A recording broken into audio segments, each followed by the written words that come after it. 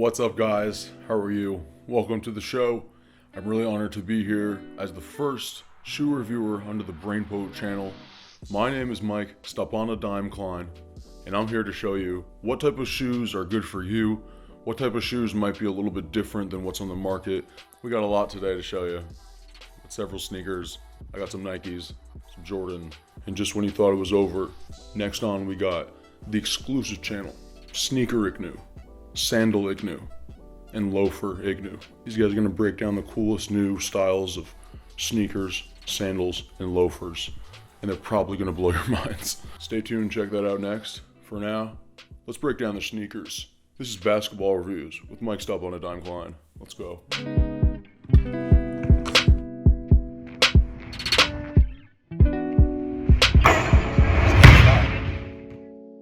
These first basketball kicks right here are of our higher price point today, but these are just beautiful. Absolutely incredible detail here with the Jordan Proto Max 720 in crimson tint. And these sort of speak for themselves. These may not be the most functional of the group we have today, but these are just a stunning alternative to something a little more flashy that have this really impressive detail here with the clip. So you can sort of separate the tongue. We got a great traction system here that Jordan's been doing for quite some time. These are gonna get pretty grippy indoor, I would say, and outdoor it's sort of a different ball game. I should mention that these shoes today are mostly going to be good for functioning indoor, and these, I don't think you'd want to bring these outside. These are they're beautiful. They're really beautiful. They have an adjustment strap here in the back, a little bungee system to tighten up that ankle, get that good support. The pulleys here, the pull tabs are nice to sort of adjust and get your good fit. And then yeah, just a lot of quality material here. The crimson tint is to me something you can't top. It's very versatile, but again, not the shoe I'd recommend balling in. However, if you're looking to sort of swag out on the courts, this would be a really good start. And these bad boys right here are the Jordan Proto Max 720s in crimson tint. Super fire. These next guys here are sort of another flashy option, but these actually performance-wise sort of blew me away. These are the Jordan Why Not 0.3 SEs in sail, black, and spruce aura. This colorway is completely wild if you ask me, but I will say just on the tier of being overly done, I think they're actually quite beautiful. Really good toe burst here for protection. A lot of nice double stitching here in the front to protect that toe when you're cutting. When you transition up here to the eye stay and the throat, you can see the detail there. This shoe to me seemed like a very durable option, and actually these I wouldn't mind throwing outside. Traction wise, these are pretty great. I will say the vamp here, you'll see that it doesn't have a tremendous amount of protection, so I'm not sure these would be my first go as far as a big guy, but these are the Russell Westbrooks, so this is sort of more for our jukey fellas, someone who's going to cut a lot. And yeah, big fan of these, honestly. These are great. Not too much support here on the ankle, but you do have a lot of cushioning sort of to fit in nice and tight, and got this fin detail here on the back. Classic. The Nike Jordan Why Not 0.3 SEs in sail, black, and spruce aura are an awesome option for our cuttier folk, those who can cut quick and juke quick on the court. Nice mustache detail here sort of highlights that heel logo and really makes for a nice flashy, but in some lighting subtle design features. So definitely check out the Russell Westbrooks. These are great. Another Nike pair we got here. These might not look that familiar. They're a little outdated. These are the Zoom Freak 2s in a black and metallic silver colorway. These are sort of a little bit more difficult to find because the Zoom 3 Zoom Greek Freaks 3s are out, and these are the 2s. I will say they have a lot of awesome detail.